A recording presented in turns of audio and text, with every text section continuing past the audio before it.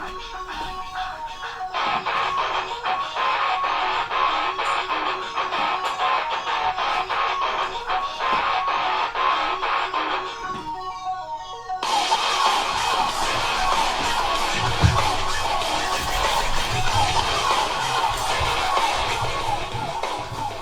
everybody, this is Stack Hard Round 14. As always, it's Kevin and Matt joining you on a Sunday.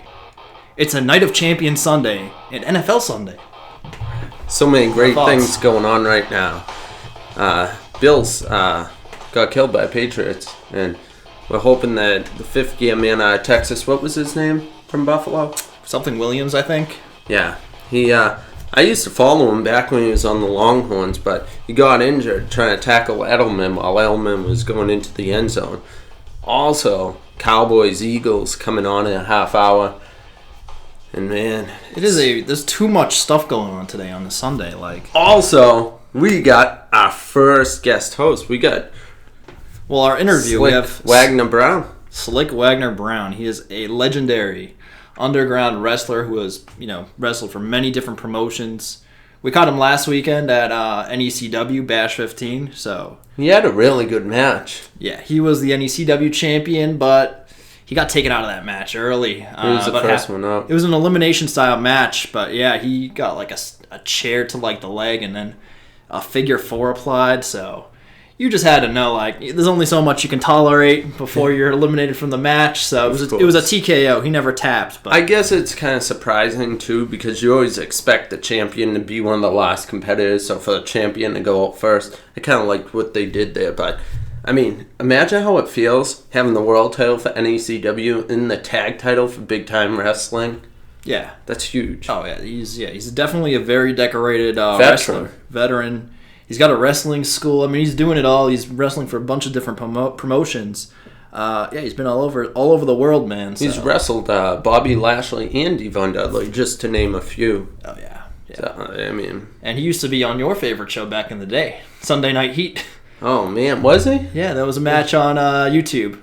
So, I know, because I know he was part of the WWE system. Yeah, he was in the system. Also TNA, but I didn't catch it. He was on Heat. Do you remember who he wrestled? I don't remember. I think it was a tag team match. Really? Yeah, it was on Sunday Night Heat. Was Theodore Long in charge? You would think so. Match. Let me see. I definitely recommend our viewers go on YouTube and they can check out a lot of his matches. His finisher isn't it a pile driver? I know that was one of the moves that he used on NECW to take a guy out. Yeah, he took out the Masso with the powder. Yeah, he took on Hurricane Helms and this guy. We have the match Rosie. Yeah, Rosie. Team shit.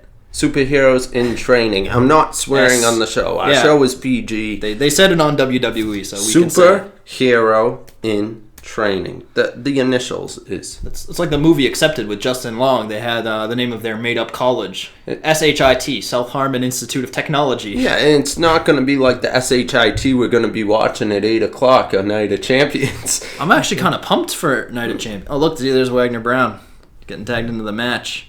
Sweet. But yeah, I mean, who was he teaming with? Was it a current superstar or? Doesn't say who it is. That's incredible. Yeah, Wagner Brown. He's got a lot of cool moves, a lot of high rope maneuvers too. So I like the emotion too. When it's a close pinfall, how he's yelling at the ref, slamming his hands. That's a great heel tactic to use. Oh yeah, I mean, look at that tilt-a-whirl slam. You guys gotta look this up. This is SWB TV, Slyck Wagner Brown on WWE Heat. Just type in YouTube. It's one of the better matches I've seen. This might be better than anything on Raw. Yeah, definitely. I don't know, man. I think maybe we should. So we've got our stuff here pulled up. Why don't we just give him a ring right now? I mean, give him a ring, a ding. We'll give him a ring, and so that's you there.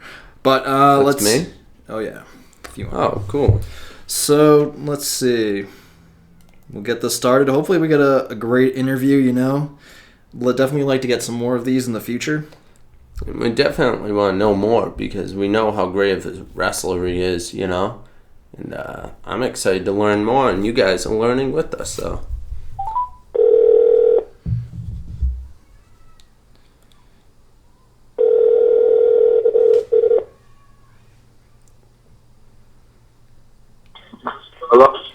Hey, Wagner, it's Kevin and Matt from the Stack Hard.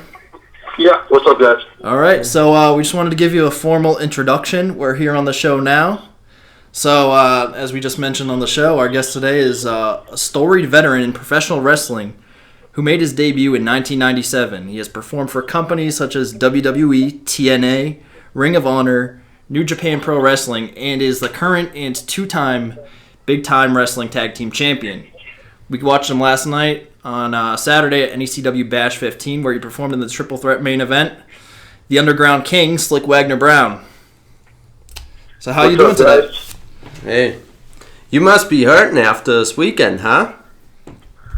A little bit. I looks like I should be in a cup of ice right now. Yeah, I heard you you were wrestling, what was it, New York Friday night and Saturday during the day? Yeah, they're both night shows. So I wrestled Friday in Glen Falls, New York, and then Saturday in what is it? It's in Long Island, Bethpage, New York. Wow. That's crazy. Yeah, and then I tried to make a third show in Stratford, Connecticut, but I didn't get back in time. So because I had a lot of traffic in New York. Because I heard you had 3 shows, and I'm just like, how? That's insane. Yeah, I tried the impossible. I wasn't sure if I could make it, but I'm always willing to try. So after my match at Big Time Wrestling, I was on first, and I jumped in the car and tried to make it in gear and everything. So, Wow. but, it didn't work out. It's traffic. So, What was your match on Big Time? I wrestled Antonio Thomas both nights. Wow. That's pretty cool. Yeah. So, which groups are you currently working with? Are you working with a number of different promotions? Yeah. I'm right now working with 2CW in upstate New York. They're out of Syracuse, New York, and I work Big Time Wrestling, obviously, and I work NECW. I work RPW, which is another company up in Mass, the Springfield area. Chicopee, I think, is their base.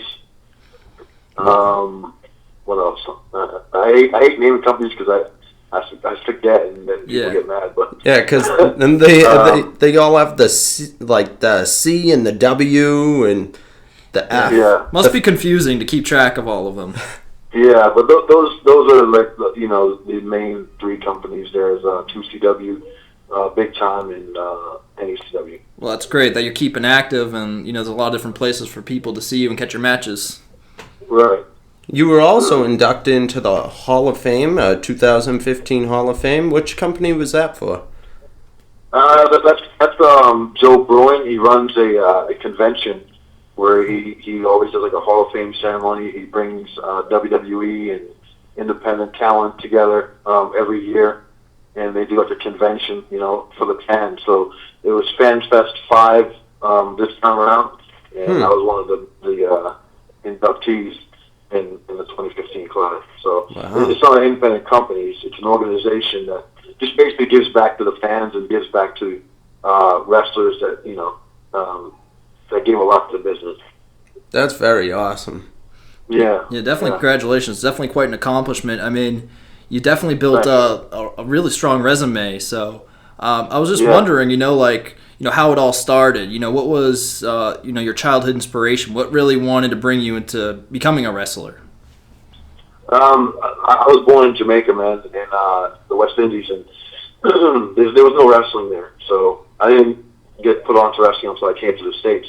When I came to the States in '90, and my aunt and uncle were fanatics. They watched wrestling religiously. Wow. So one day they were watching wrestling in the living room, and I was in my room, and I just heard the excitement and the laughter and the fun, and I wondered what the hell are they watching? So I go in there to see what was going on, and it was wrestling. So the first 2 guys I saw wrestling characters were Hulk Hogan and the Warriors when they were building their program for WrestleMania. Oh, of course. So immediately I was drawn to it, and Warrior was my first favorite wrestler as a kid. So he was my favorite wrestler as a kid, was Ultimate Warrior. Oh yeah, and I mean that's also another legendary wrestler. He's been through it all. So I mean, unfortunately, he just passed away, I think just this last year, but he definitely was a terrific character, a guy who put on a lot of great matches. It definitely makes sense, he was an inspiration to you. Right. He was very charismatic as well with the face paint and just running to the ring. Like, you got that adrenaline rush that not other superstars brought. To a kid, a young kid, 10 years old, there's no better character than the Warrior. He had everything that kids gravitate to. He was like a comic book that came to life. He was colorful. He was energetic. He was intense. He had the face paint, the tassels. So, everything that kids would like, it was in one package. Of course. That sounds awesome. Not to mention he was jacked and ripped out of his mind. So. Oh, yeah. He was in phenomenal shape. Yeah. So he was legitimately like a comic book character come to life. Of course. I remember when he used to gorilla press like these huge 300-pound superstars. Yeah. Just lift them up in the air like it was nothing. Yeah. That's crazy. So I can definitely see, why somebody like that would inspire you. And so, eventually it seems like, you really got a strong interest in wrestling and you decided to pursue it as a career. And you did train under Killer Kowalski. He's a local legend here in New England. Yeah. So what was it like training with him? And what do you think was the most important lesson that he taught you? I mean, everything he taught, like as far as in-ring stuff goes, was just, being creative and doing things that people don't normally see.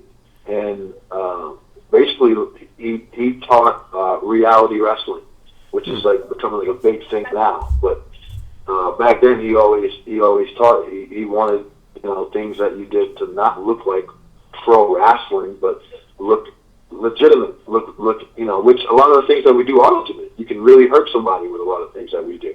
Yeah.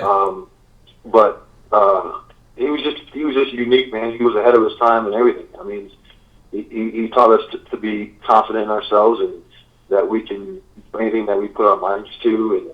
And it's basically like one of the things that he always say is make the people notice you. So like if you go to a wrestling show and fans see 7 matches, they walk away and say they saw one fight tonight, and that was yours. Definitely, yeah. Like I think that's very important to stand out and do, just do like phenomenal moves that people wouldn't normally see. Yeah, well, I mean, moves. Like I like when I was first starting out, like I thought that you had, like all young guys, that you have to do everything and anything to get noticed. Yeah. But I mean, to me, moves is like a car crash, right? You look, but you quickly forget. So like, what people remember most is how you make them feel, emotion.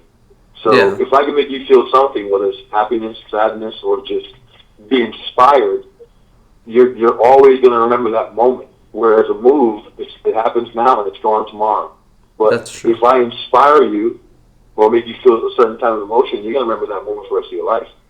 Of course. That's true. Like, we were just watching your match on Heat when we opened up the show, and just when you did that match, when you were pinning Hurricane, the ref counted 2, but you were yelling at the ref and you were smacking your hands like, come on, ref, that was 3.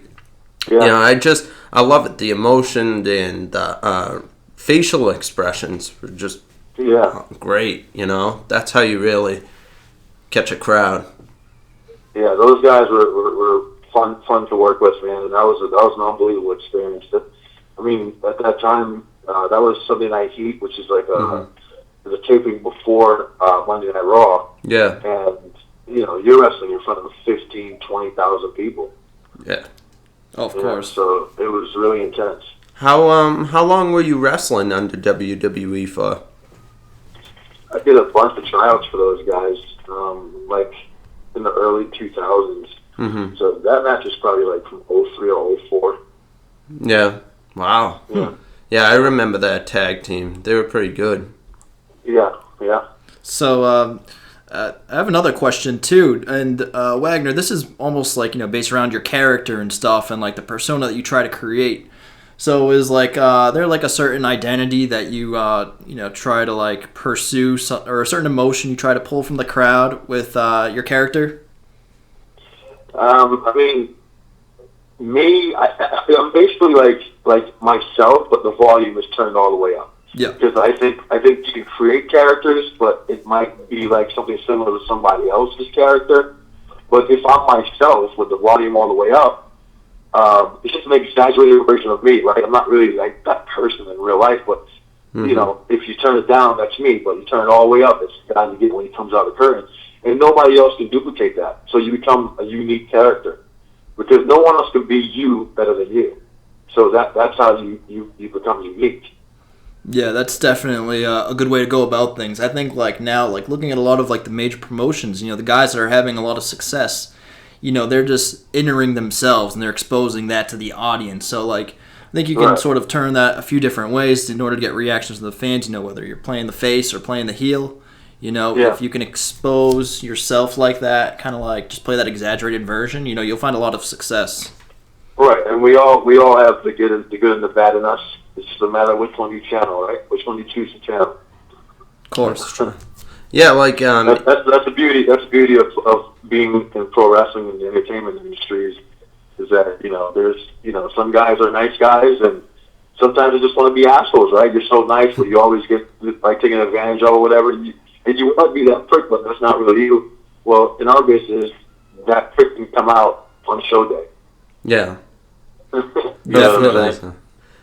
It's just awesome how, like, also CM Punk, Stone Cold, those guys went out there and just, they were themselves, Exactly. And I know Paul Heyman used to, I don't know if you've ever had the pleasure of meeting Paul Heyman, but back in ECW, I was watching his documentary. He let a lot of the superstars in the television room and just start writing up things. He was very into letting his superstars run the show.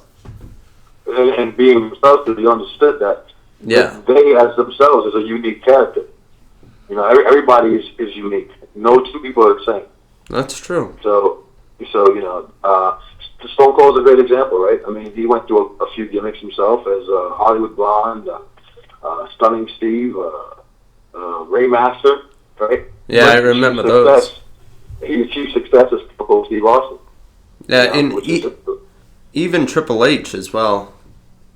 Right, Triple H achieved success as cerebral assassin, but that was like, Triple H as with the volume all the way up. He was a student of the game. Mm-hmm. Of course. So, Wagner, what have you found so far with your experience, especially with like the promotions you're working with now, like more like on the independent scene? Have you found that a lot of the promoters will allow you to sort of like, create your own identity rather than having, say, like an identity created for you? Will they kind of allow you to go out, be yourself, and sort of coordinate how things play out? Yeah, I've been fortunate in that respect where when promoters bring me in, they're bringing in what they know me, and what I've done and what I've built. So they don't bring me in to play a different character. I mean, they bring me in as I am because. And that says a lot, because it says that they believe in what I do, and they want to add that to their event. So that's a big deal. That's a terrific sign of confidence when like the management will allow superstars and wrestlers to just pick out a character, wrestle matches the way they want to. It's like it's what you guys do, so they let you do your job. That's great. Exactly. And then take that same character to different promotions and not change one thing about it. Right. And I mean, and fans, like the beauty of it is like on the independents is fans pay to see those characters, right? Whoever their favorite wrestler is, and they have the luxury of going to different events to see those characters. So on the independent level, fans are paying to see. They're paying to see a McCarthy or a Hollister or Antonio or whatever. Yeah. They're paying to see those characters, whereas in the majors, they're no longer paying to see those characters. They're paying to be experienced that event live. So it doesn't really matter who's on the card for the most part, with the exception of probably John Cena. Yep. But, I think even he's probably, they could probably get away with not having him on the card, maybe. I'm not sure, but they've never tried it, so we don't know. But, I mean, for the most part, they're paying to get the WWE experience live. So they're no longer paying to see these individual characters. Yeah, that makes sense. It's like a corporation, so it's more like paying to see the brand. Yeah, but when I was a kid, even on the majors, you were paying to see the characters. You were paying to see a Hulk Hogan. You were paying to see a Ultimate Warrior. You were paying to see a Bret Hart. You were paying to see a Shawn Michaels. Yeah. You weren't just paying for the experience of the WWE Live. You were paying to see those individual characters. Yeah, and it seems like a lot of the big time players now, like, is definitely sort of like this generated gimmicks that are created, and they just take guys from the independent scenes and to kind of like fill in the holes. So it's like these like catered, predetermined characters, and you don't really see as much sort of like independence, not as much new identities, and I mean I think that's one of the things that's sorely lacking these days. You mean unique characters? You mean? Yeah. I mean, some. I mean, there are all kinds of fans, right? I mean, there's fans that like characters. There's fans that like wrestling. There's fans like reality wrestling, so they want to see like real badass dudes or whatever. You know what I'm saying? Yeah. And there's fans that just want to be entertained. So yeah, every audience you get is going to be different. They're going to want different things. No two audiences is going to be the same. Yeah. So. It's important to have all those things on the show, which I think QCW does a good job at that. Like, when you go to their event, you're going to get your wrestling, but you're also going to get your entertainment, and you're also going to get your characters. So they do a good job of having everything in one, like a melting pot kind of event. What is your thoughts on, like, because we're talking characters and whatnot, what is your thought on Raw being 3 hours? Raw being 3 hours? Do you think it should be 2, or? I think it's too much. I wouldn't want to be the guy to write 3 hours of wrestling. That's tough. But I mean, we live in a society where it's about money. So I can sell more advertising in 3 hours. I can make more money in 3 hours. Soon it will be 4 hours. Yeah. Oh yeah. It seems like the pay-per-views are all 4 hours now, so. TV will follow. Yeah. I call them specials now. Yeah, pretty much. You're not paying for the pay-per-view prices anymore. You just get the network. That's right. It's the $10, $9.99 every month. Yeah, look at that free advertising for WWE. I'll be looking for my check. and also the thing is like, when I'd go to SmackDown, they would have, I believe it's main event or superstar. So sometimes you would see Sheamus. I mean, for us, like, I'm not a big fan of Sheamus. I like Sheamus, but, seeing him on one show is enough. And it's like, you'll see him on main event, then you'll see him on SmackDown. It's like, it's kind of, they just keep going in circles for 3 hours with the live events sometimes. Yeah, and I think people watching at home or whatever, and they forget sometimes, like, there's shows being taped before Raw. For me, I always respect the guys in the main event, because they're able to get a reaction from the audience even after they've seen everything. They've been sitting there for hours, so you're tired, you're grumpy, you want to go home, you're hungry, your kids are crying, whatever. Yeah. And you are able to come out now after all that has happened. Yeah. You've seen everything there is to see, and you come out and people come up, and you have a good match or a good response from the audience or whatever. Like, that's what I enjoy about being in the main event, because a lot of guys want to be in the main event, right? Yeah. And then they finally get there and realize how hard it really is to be in the main event. You're the last guy.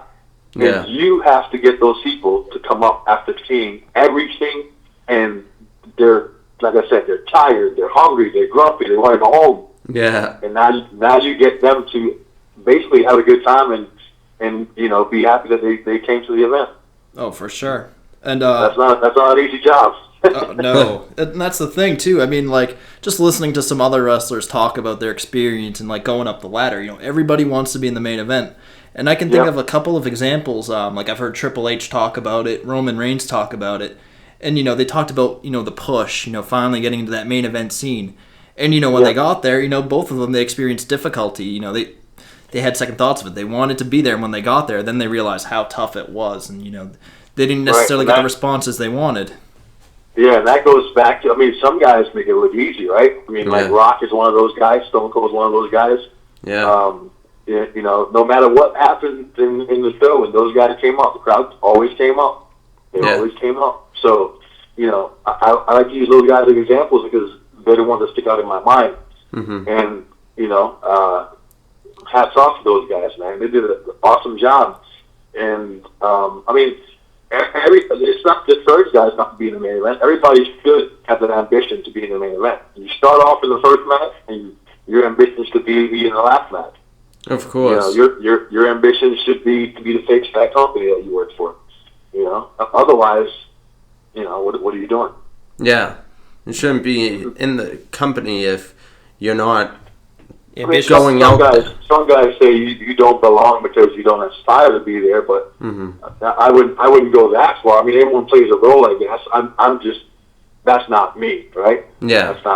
That's not how I'm built. But some guys are fine being on the team but not being captain. Yeah. Yeah, of course. It's like that's the same way I'm the same as you. When I do something, it doesn't matter what I am like doing. I want to be the best at it. Exactly. It's like I'm not gonna waste my time and invest time into something if I don't have a vision for it to go somewhere. If I'm just staying in the same spot and I don't see improvement, that upsets me a lot. And I'll do like a whole 360 change just to try and get something to work. Exactly. Well, some guys, they just want that experience. They don't want that responsibility. Yeah. Because it can be difficult. It can be tough and stressful, and And there was also like on the Stone Cold, and I don't know if you saw when Vince was on Stone Cold's podcast. Yeah. Yeah. Stone Cold asked like, what's going on with the talent, like the roster right now? Is anybody other than Cena, taking the ball and running with it? And Vince said, no, nobody really has taken the ball and run with it. Yeah. Because if you look, the past few years, one guy's on top for a year or two, and then you just don't see them much. I'm trying to think of an example. Roman Reigns was hot when he first broke off from the Shield. Mm-hmm. But something went wrong there. I'm not sure what it was. Somewhere along the lines, people decided to lose interest. I'm not exactly sure where it happened, but he definitely has the look that the WWE likes, and he definitely has the it factor. Yeah. There's just I think he's struggling with the connection part. You know what I mean? Yeah. I think that's the biggest thing to me is connecting with an audience. Obviously, you want to look the part too, right? You got to look. Not everyone's going to be a Greek god, but you have to look like an athlete, right? But I think even bigger than that is connecting. Yes, of course. Definitely need that X factor. Dusty Rhodes wasn't built like an athlete, but he connected. Yeah. Yeah. No. I was actually listening to Kevin Owens on Jericho earlier, and he was talking pretty much about the same topic. And he talked about how he wrestled in the Indies for many years, and his look the entire time was wearing some shorts, wearing socks, wearing a cut off T-shirt. He doesn't really go to the gym, but he wrestles. He loves it. It's his passion, and that's a guy where he doesn't necessarily have that look, but he's kind of like bringing the Indies to the upper card to the to WWE. So I think, Well, I think CM Punk should get a lot of credit for opening the door for those guys. As far as having confidence in independent talent. Because since he went there and achieved success, a lot of guys had opportunities to do the same thing. Yeah. But I think he went through it for those guys, and himself obviously. But bigger than that, he really helped the independent talent a lot by opening the door. Because he was an independent talent, he went in there as big success, and that's when they started to give more independent talent an opportunity. So, now, all the top guys are independent guys. Yeah. Oh, agreed. Even Daniel Bryan was. Daniel Bryan was a huge success. Talk about a guy that connected with an audience. Yeah. That's it. He doesn't. He looks like he doesn't look like a Greek god, but he looks like he's in shape, right? He's an athlete. He's smaller than the other guys, but he looks like an athlete, and he just connects, man. Yeah, he's in a land of giants, and but he achieved success because he connected with the audience. They wanted him to succeed no matter what. No matter how they booked him as a talent, he always got a good response from the audience.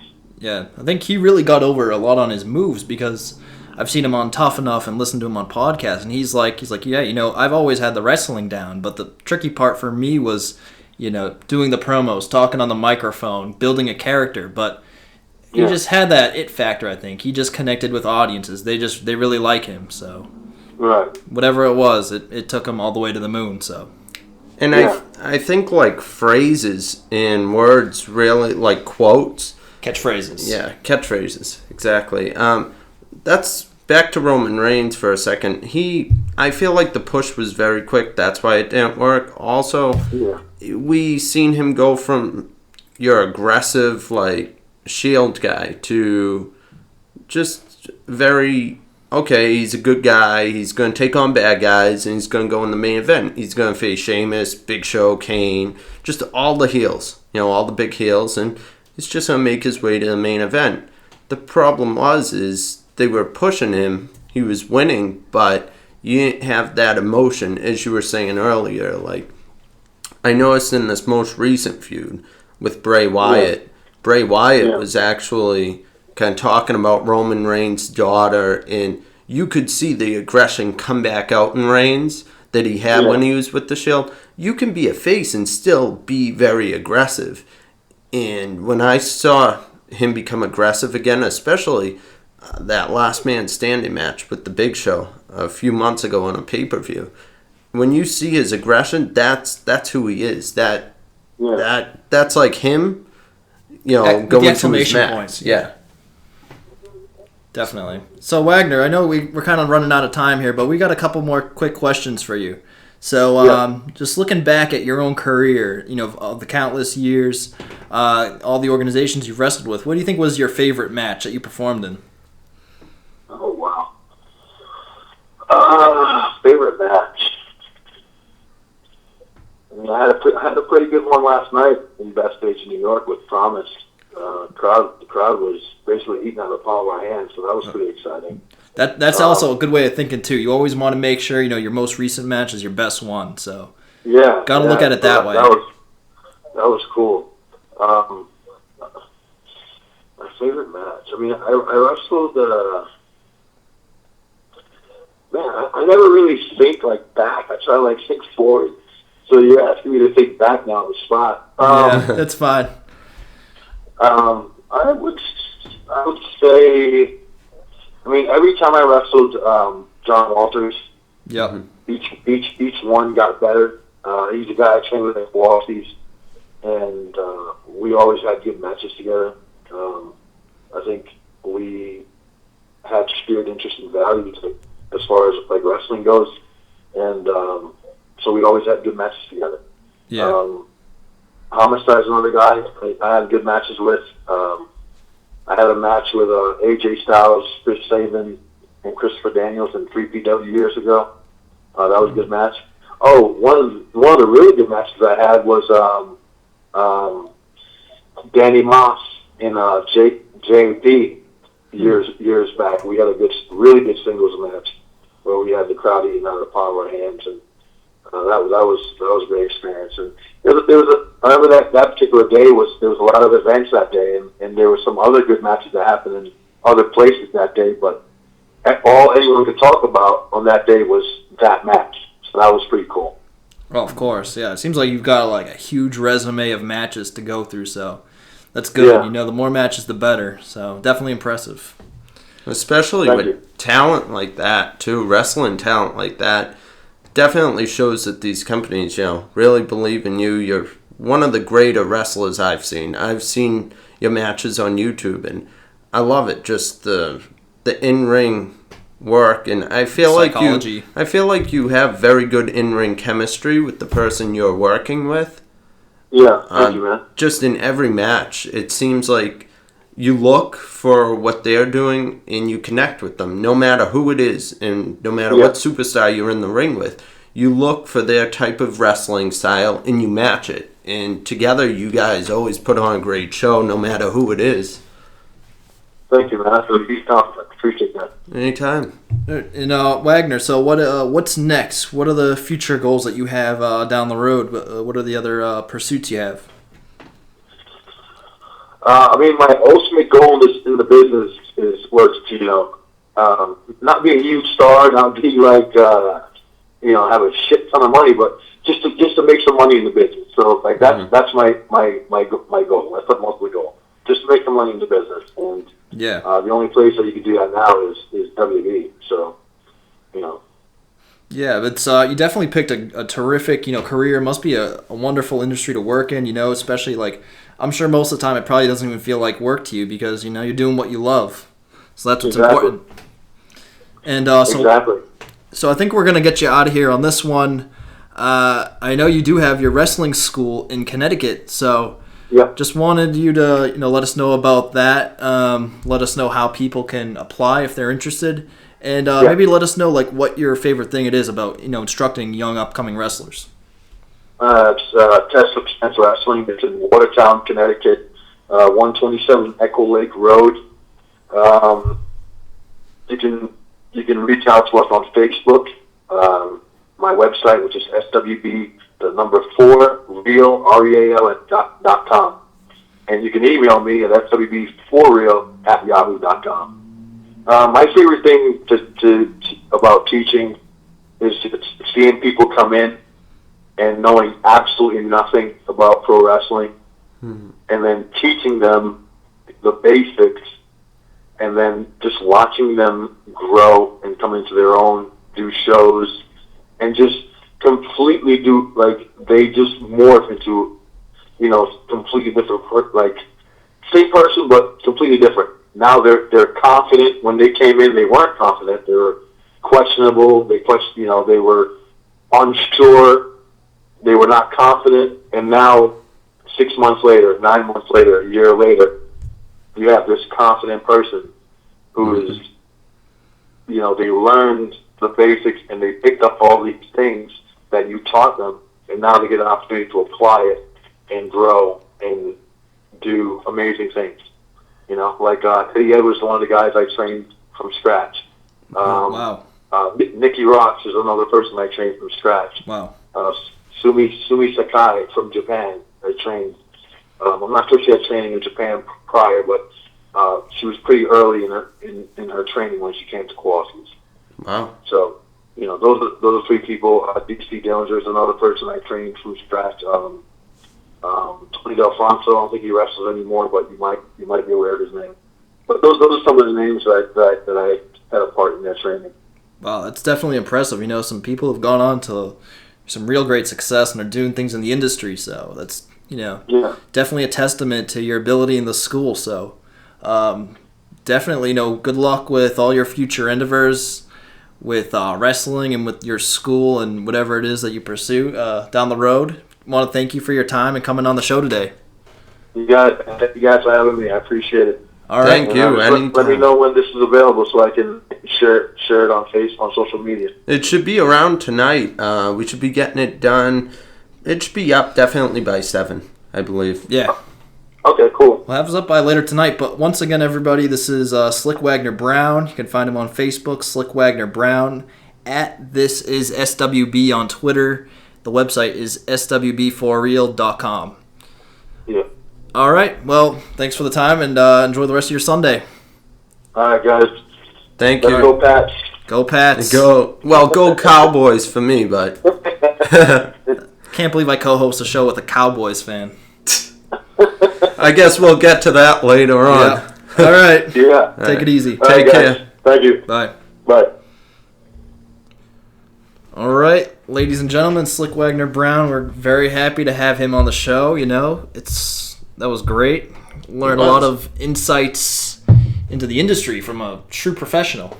Yeah, of course, especially with that experience he has. It's just amazing. Yeah, and that match, I'd have to look it up on YouTube because Christopher Daniels, AJ Styles, and I believe he said Chris Sabin as well. Yeah. 3 of my favorite TNA originals right there, and he was in a match with them, and I've seen what he's done, and like I said, it's just incredible the way he wrestles. So Yeah. I can only imagine what the way his matches went with those guys there. Yeah. I mean, all that talent combined in one ring, those are a bunch of athletes. And right now, there's so much room to move up in WWE. I feel like with NXT and stuff, back in the day with Orton, Cena, Batista, Brock Lesnar, they went to the same school around the same time. It was Ohio Valley, I believe, Yeah, OVW. And they said it was just such a garbage place, but they loved it. And now you get NXT, you get such a great place for developmental to move up. Yeah. And hopefully, like he said, he wants to, his goal is WWE. That's where you make the most money. And of course, he'd get a lot more exposure. It seems like he's really into connecting with the fans. Yeah. And letting his, like he said, the higher volume character of himself come out. And that's awesome. So, Yeah. best place to do that is in WWE. Yeah, and I gotta say, I mean, NXT is, they have like the mentality of an independent kind of. Like, I mean, now that, I don't know if you heard about this, but the next live event they're gonna have, the main event's gonna be Bayley versus Sasha Banks Iron Woman match. Wow. They're going 30 minutes in the main event, the actual main event, not the co-main event. And whoever has most pins and submissions in 30 minutes wins it. So, like... When will that take place? That's like 2 or 3 weeks. Okay. But that, you don't see that on WWE, and it's weird because a lot of their divas now are coming through the NXT system, and we know what they can do in NXT, but I think WWE had a lot of their success when they were almost running like an indie, Of course. as we know during Ruthless Aggression era, for instance. So Yeah, as you were saying too, back then you come to see a superstar, Ultimate Warrior, the characters. It's not really just here's the show. That's kind of what they're doing now, and so it's these people coming from NXT superstars they don't really have that same character once they enter WWE because this creative team there's a lot of people that overwrite that. So yeah, I mean, a lot of the guys that were on the indies, it's hit or miss. Some of the guys from the indies can do the same thing that they were doing in the indies and bring it to WWE, and others kind of have to change it. I think CM Punk was the right guy, the right place, at the right time. Hulk. yeah, CM Punk, when he came up, he was still CM Punk. He was CM Punk on the indies, and he was just the same type of straight edge guy, and he could use straight edge to his advantage as a face or as a heel.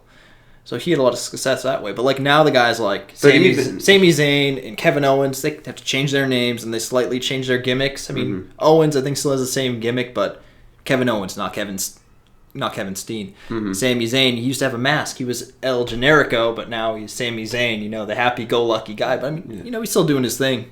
Well, the thing is too is with CM Punk, actually him being himself from the independents, that straight edge, they were actually not thinking of pushing him. They were, I believe, because I watched a CM Punk documentary, and he was saying how he had the championship.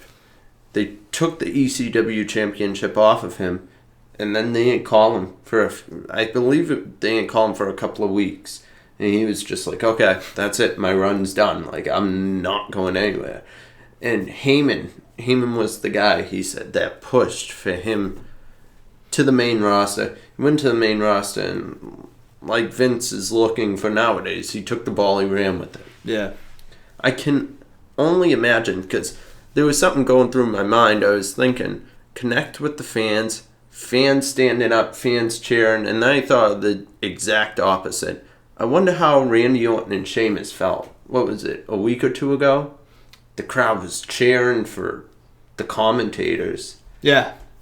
The crowd was sitting there saying, boring, boring. Yeah. I mean, this is the thing. Those are both guys, like, I mean, say what you will about them. Maybe they're not performing to, like, the levels that, you know, we want to see them at. They're not doing the things that we want.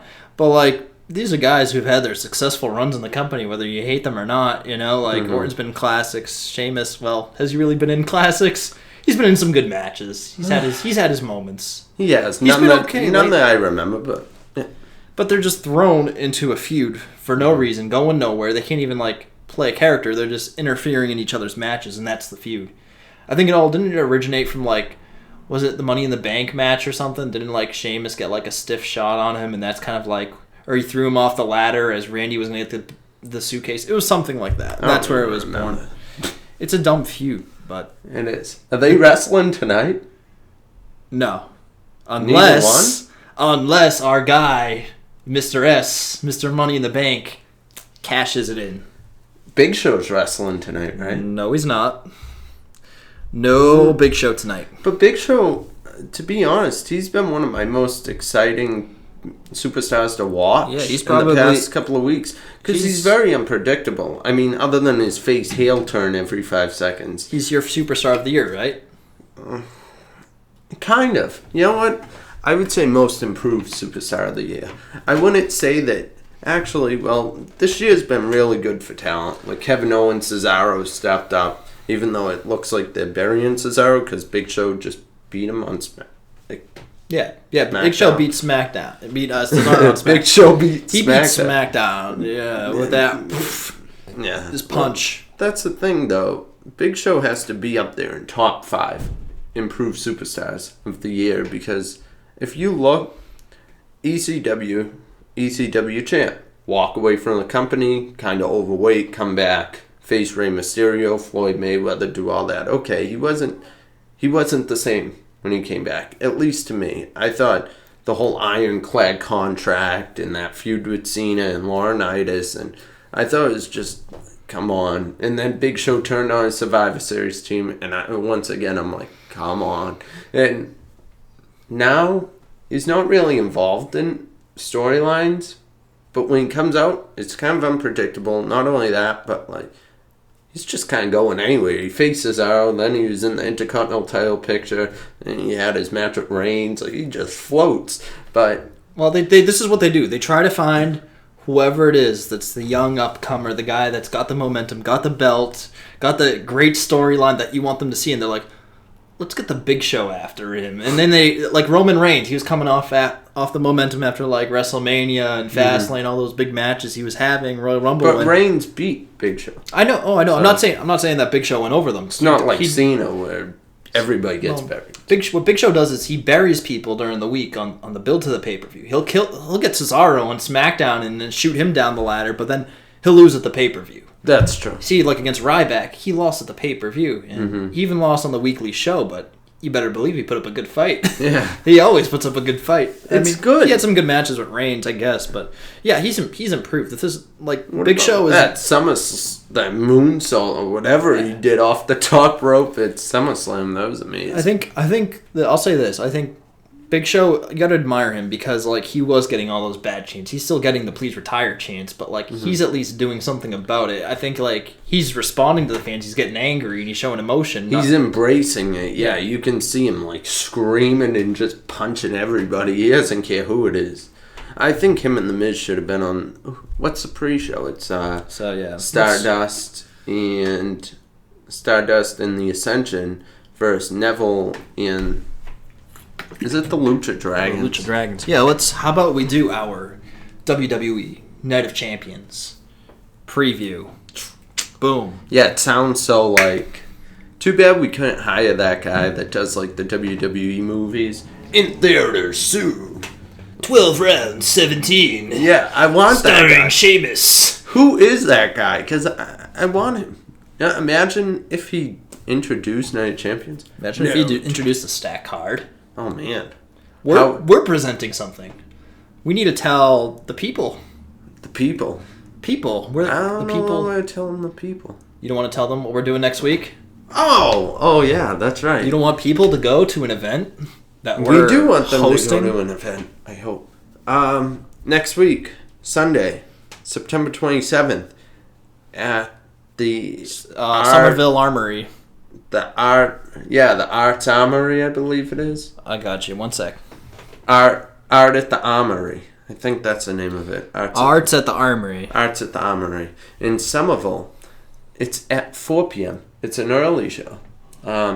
It's weird because it's at 5 p.m. on their poster, 4 p.m. on their event time. I believe... Just be there at 4. Yeah.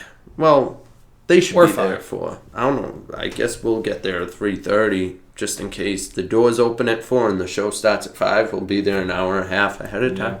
Even if the show starts at 4, we can set up in a half hour. So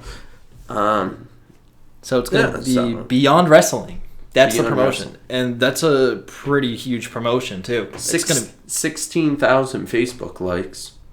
Yeah, so the name of the event is Powder Keg, and it's going to be a lot of like pretty big-time independent wrestlers. And guys are on like shows during the week, like Ring of Honor and TNA. The Kingdom, Michael Bennett and his tag team partner with Maria Kanellis, they're going to be in a match. And also... I believe... Isn't Eddie Edwards going to be there from the Wolves? He's on the poster. I'm not sure, is he? Yeah, that's him. I think he's just one of the main people from... Okay. He might not necessarily be there. Yeah, I'm not quite sure if he's going to be at this event. I know my cousin Brian Fury will be there. And he's going to be wrestling Kurt Hawkins, tag team partner from Global Force. Yeah, Zack Ryder's old partner. And Chris Harris is apparently a very... big independent wrestler. I've heard a lot about him, and he'll be at the event. Chris Hero. Chris Hero, yeah, he's a big-time independent wrestler. Yeah. That's a big name. And I've heard it. Before I've heard mostly any independent wrestler, I heard him first. When I was at my school. Kids were talking about him. I'm like, who is that? And they just say he's like the biggest. And I always thought like, wow, I've never seen him in WWE. Apparently, he's in NXT, I guess. All right. Fair enough. But I don't know why it doesn't work out, because, like, these guys are phenomenal wrestlers. I don't know what it is. Yeah. You know, because then you get guys like... Maybe they just figure they get more freedom on the indies. They can do their things. Yeah. They're not like... It's like, okay, every week, Raw, SmackDown, pay-per-view, house shows. Yeah. That's a killer schedule, so... It is, and it depends if you really want it. Like, Wagner Brown was telling us, he was like, you gotta want it. Yeah. Know? And, like, he's reaching for the stars, so I wish him the best. Like, I hope he just climbs right through. And yeah. Because he wants to be the best, you know, and he's ready for it. You could tell he's like, I want to be in the main event. I want to do this. Yeah. Just kind of... That's why he's here, you know. He said, so yeah. He sees those. He doesn't really see them as obstacles. He wants to like reach for the stars. Like there's nothing stopping him. So I mean, he's had a decorated career, long resume of matches and events that he's been in. So I don't see why not. I don't see why he can't do it. Yeah. Hopefully, we'll be seeing him soon. But yeah. So next Saturday or next Sunday, 27th, we'll be at the Armory, Arts Armory, Somerville, Beyond Wrestling. Be there. It's going to be a huge see us event. and get some stuff. I heard about hundreds of people are going to be there, so maybe thousands. Like, get your tickets. This is one of the biggest independent promotions, so should be really cool. And on the week after, we might be having our special guest Mike Graca on the show as well, the Mind Eraser. You met him last week at the NECW event, so definitely cool guy. Real cool guy. I think you've talked to him a little bit. You know, he loves wrestling and stuff. You know, he loves talking about it. Keeps up to date on everything, and I think he'll have some good insight. You know, he's a younger guy, so he's kind of like breaking into the industry. So we'll see. It should be interesting getting like his perspective on like his experiences so far. That's true. So, Night of Champion prediction time. Back to the event. NOC tonight on the award-winning WWE Network. Well, I'll be watching the Cowboys till about 7:30. So we'll predict the match that you might miss, which is Neville Lucha Dragons versus the Cosmic Wasteland, which is Stardust Cody and the Ascension. Rhodes, And Connor, aka Stardust, in the Ascension. Connor and Victor. Connor and Victor. I say Connor and Victor and Rhodes. Yeah, because Neville's won this feud a few times, and you gotta push the Ascension, and you gotta push Stardust too. So yeah, I go with Cosmic Wasteland too. They've been awesome. They've been eating up their promos every week, killing people. Except for the 1 week when the Ascension jobbed out to the Shield on Raw, but we'll pretend that didn't happen. They need their victory. They need to get a win in this feud, and we need to establish them as being sort of like a stronger feud, and that's or a stronger stable. You rarely see it on SmackDown though. SmackDown is where groups like the Ascension and Stardust, they'll shine. On Raw, you won't see it much. So that's why SmackDown is SmackDown. Smart, yeah. It's kind of special in a way. I mean, it's 40 minutes of previews. 40 minutes? Half-hour commercials and maybe 40 minutes, 50 if lucky, minutes of wrestling. But yeah, imagine the people that just watch Raw. Do they explain any of the things from SmackDown? Because a lot of major things have been happening on SmackDown now, and they just, the Ascension and Rhodes joining up, it probably happened on SmackDown, then it's 2 weeks later, then you see them all together on Raw, and you're like, what's going on? Yeah, that's true. They always do the Raw recap. They don't do the SmackDown rebound no more. Why do I remember that? All right, man. So the next match. The dark days are over. Seth Rollins versus Sting. Yep, for the WWE World Heavyweight Championship. We're starting off big, huh? Why are we starting off with the main event? I take it off of Wikipedia, so I go the order that they had it. So much pressure. They go from the opening match to the ending match. That's a lot of pressure. So Rollins, Sting, I say, well, I'm saying Rollins will beat Cena, and then he'll beat Sting, and that's it. No Sheamus. No. I was going to say Sheamus, and I have been saying Sheamus, but the past 3 weeks, he's just been I might cash it in, and it's okay. So we know you're not going to cash it in. It's almost when JBL says, or Michael Cole, I know Ben acknowledged the referee thing. They're that's going to be it. That's going to be it on the pin. And then it's okay. You know he's going to kick out too. And once they start saying that's going to be it, it's almost like how a lot of the challengers hold up the title before the pay-per-view. Was that the Mick Foley rule? The Mick Foley rule, yeah. And Sting, he got Seth Rollins to tap out. Mm-hmm. And Cena also, he was on the winning team. He got the AA, and then Sting got the Scorpion Deathlock. For the past 2 weeks. That's why I haven't really liked Raw recently. I don't know. I've grown to love Cena a little bit. Yeah, I've grown to respect him. He's not my favorite on the show. You definitely weren't a fan back in the day. No, because I was a huge Rated RKO fan. I loved Orton, loved Edge. I just thought they had the attitude, the humor, everything that no one else could bring other than Triple H, Shawn Michaels. So that's why. And plus, they were surrounded by Great Khali, Gene Snitsky. It wasn't the golden era, right? Oh, yeah. More like the silver bucket era. The brown era. Yeah. The couch era. Yeah. Tim Couch. Yeah. Tim Couch. And he played for the Browns too. Couch Brown. Is this This is a too perfect. Too good to be true. Yeah, you gotta throw up in the golden era. Yeah. So for Rollins, Sting, I will say Seth Rollins wins it. The thing is I don't know if Sheamus is going to cash in because they've been hinting at it. Make that bold prediction. Sheamus doesn't have a match lined up for tonight, and the Orton doesn't either. Big Show doesn't. Yeah, but they're not. Does Ryback?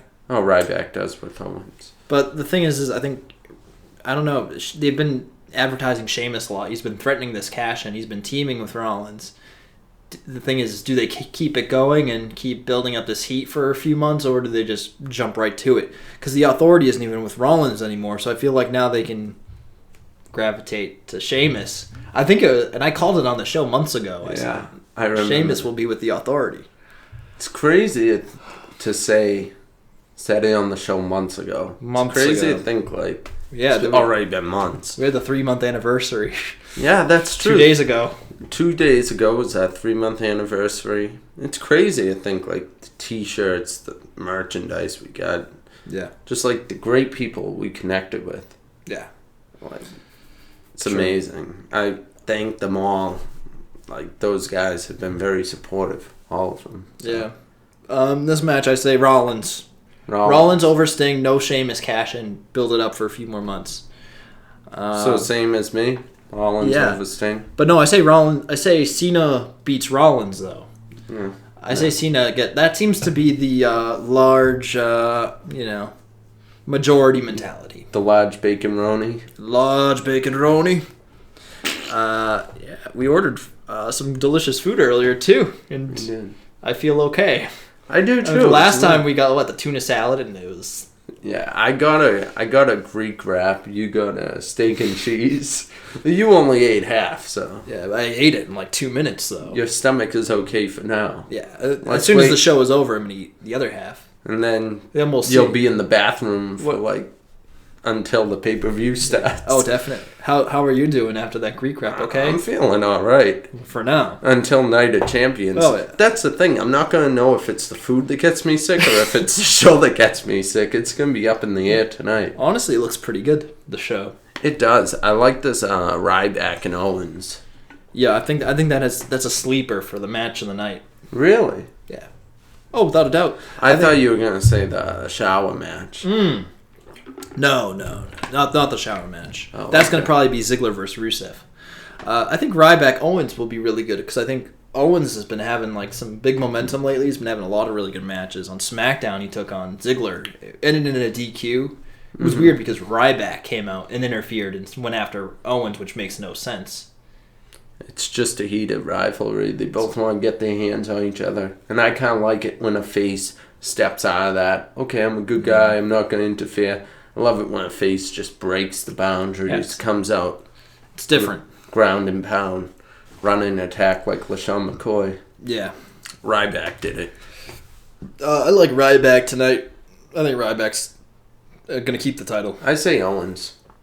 I want to see Owens win it, but I don't think he's going to take it yet, because it's you figure this is going to probably be a couple-month feud. Yeah. If anybody's going to beat Ryback and take that title and really bring a lot of credibility back to the IC belt, it's probably going to be Kevin Owens. That's true. But not now. I want them to build this up and make it a more, serious feud. They've had their moments, they've had, the feud's only really been set up for, 2 weeks now? Mm-hmm. So that the feud could continue because Ryback would have his rematch clause. So, who knows? But Owens did beat John Cena in their first match at the pay-per-view. But I don't know. I think Ryback, they want to just at least give him another month with the belt, see what he can do with it. I think so, especially with the injury he had right before SummerSlam. He was out for a while, so no one got to really see him much as Intercontinental Champ. He won it at Elimination Chamber, was it? Yeah. Yeah, so he's had it a while. Give it to Owens. Owens needs to win a feud. Owens and Cesaro just... Owens beat Cesaro. Did he? Yeah, so he's so far in his WWE feuds, he's 1 for 1. And if this is a feud with Ryback, they could potentially have 3 matches, so... Yeah, we'll see. Or 2. So I'll just say Owens, just to make it different. Yeah, good. You say Ryback? I say Ryback. Definitely. What about Bella versus Charlotte? And this is a stipulation match. I think Charlotte, unfortunately, but... You want Nikki Bella to win? I'm going to be standing up. Actually, this match, for some reason, this match might be my favorite match of the night. It's crazy because usually Divas is my least favorite, other than the King's reasons. Puppies! Yeah. Yeah. But I'll be standing up. For some reason, it just feels like maybe it's because this Diva Revolution is no more tag team matches. It's just like, okay, it's come down to this one-on-one months of like torture and watching like 3 teams just fight over nothing. Yeah. There's actually a reason to this match. I don't know. And also with the streak, I find streaks very valuable. It's like, I don't want Nikki's streak to end. And Charlotte was like huge in the independents, down in NXT, whatever. Now she's here. It's like, will this big invasion be for nothing? This whole Diva takeover thing be for nothing? Or, will Nikki Bella... Because the thing is, too, is the Bellas have lost.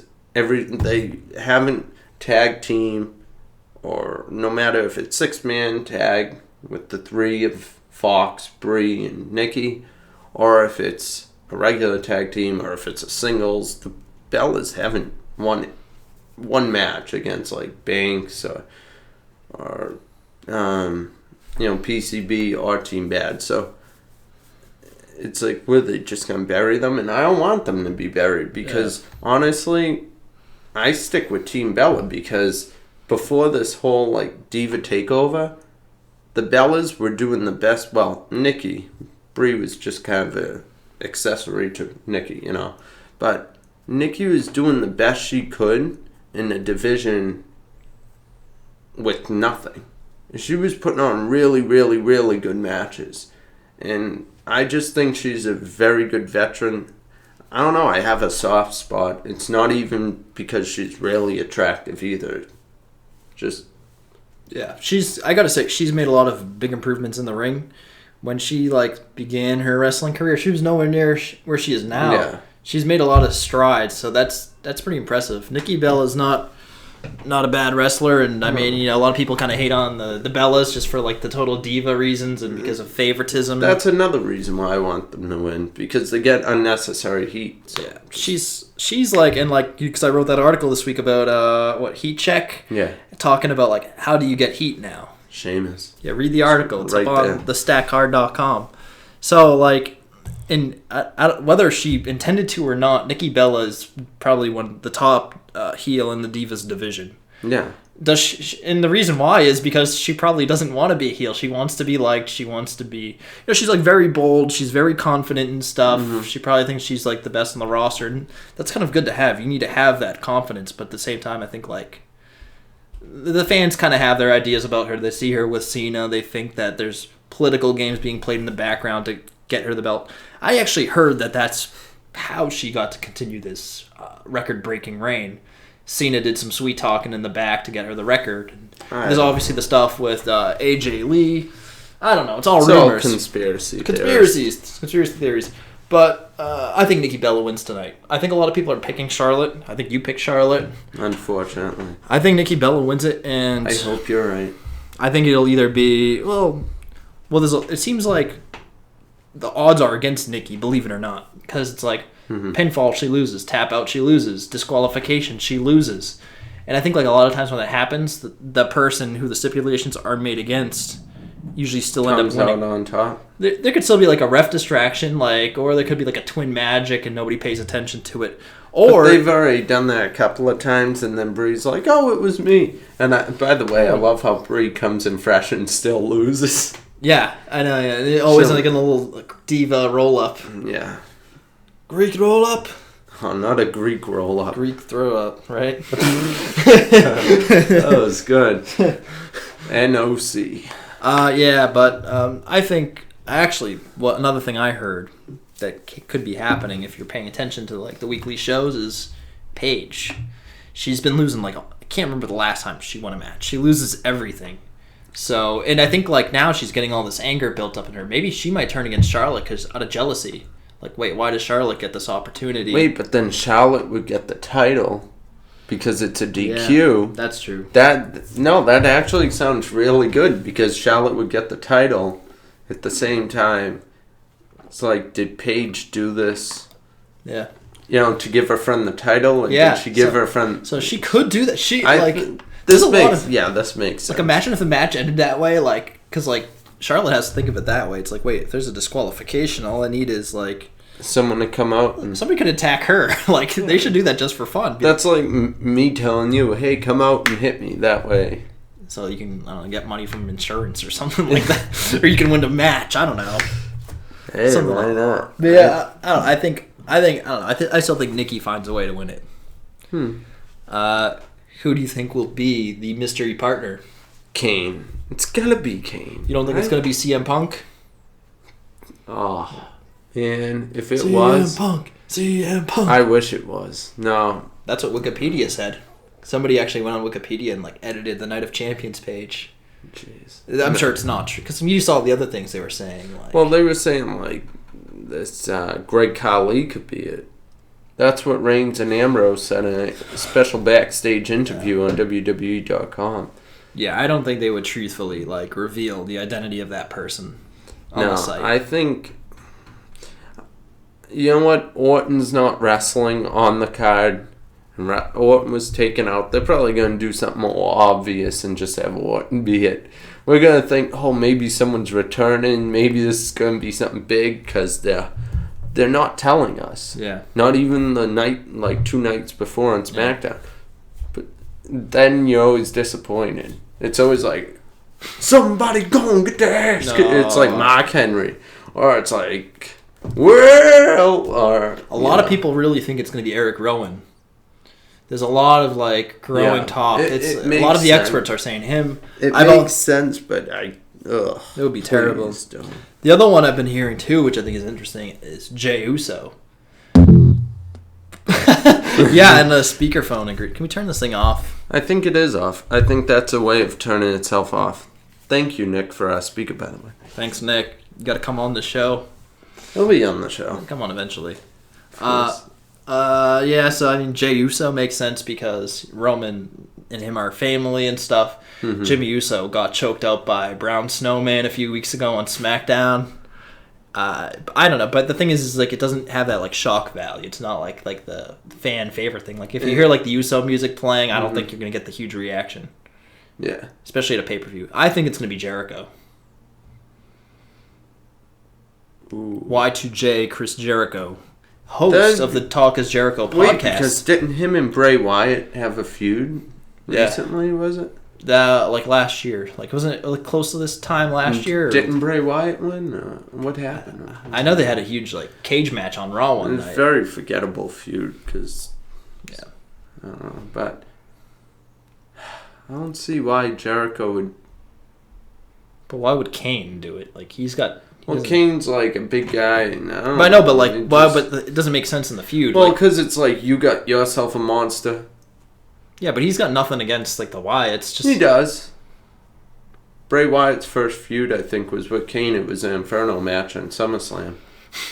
You beat me 3 and years ago. Bray Wyatt and the Undertaker. Just I don't know, to be honest. I don't. I mean, Wyatt lost to the Undertaker. You know, I'm just hoping for Kane. Because I want Kane back in the ring. I want him taken down like a brand new monster like Brown Snowman. Jey Uso wouldn't be that great. Eric Rowan wouldn't be that great. Orton would just be ridiculous and obvious, but he's not on the card, so it probably is him. Yeah, so my guess is Kane. Jericho would be cool, but I'd rather see Jericho do something else like cost Sting a match. Yeah. Get involved with that because back for some old WCW feuds. Him, Sting, Rollins, and Cena. Imagine the four like in a fatal 4-way for both titles at the next pay-per-view. Yeah, but I don't think they would put Jericho in the main event. They would keep him. This is what they like. Kind of like that mid-upper card, big tag. And ever since he's been in that, I'm just like, ugh. He had a good match against Neville though earlier this year. He did at the Japan Beast in the East. Beast in the East, but the Beast really didn't wrestle in the East. Yeah. What do you mean? He was out there for like 2 minutes. Yeah, that's true. 120 seconds. Oh, yeah. He wrestled Kofi Kingston. Would you call that wrestling, or he like squashed him? It was an enhancement match. And I'm a Mr. Bertocci. Oh, I wonder if he listens to this show. I hope so. I think everybody listens to the show. Oh, definitely. Yeah, there's many reasons too. So who do you think wins the match, though? I think Wyatt's. Shield or the Wyatt, the Hotel Wyatt. with Brown Snowman, unless like you never know because the Shield could bring out a new guy like from NXT. Yeah, I'd take the Shield. I think the Wyatts. Okay. Because the thing is Brown Snowman's there. You want to legitimize him with a So win. we can get different opinions on this card. With like 3 or 4 different matches, I think. Is it raining out or is it? Is it? Nah, I don't know. I mean, it looks very clear outside, but I keep hearing rain. Dribbling, yeah. Somebody's like standing outside my door and the floor is creaking. If so, I didn't think anybody was home, but maybe they are now. Yeah. We might have a home invasion on the Stack Ad this week. Or a fire. Didn't you say it smelled like a candle earlier?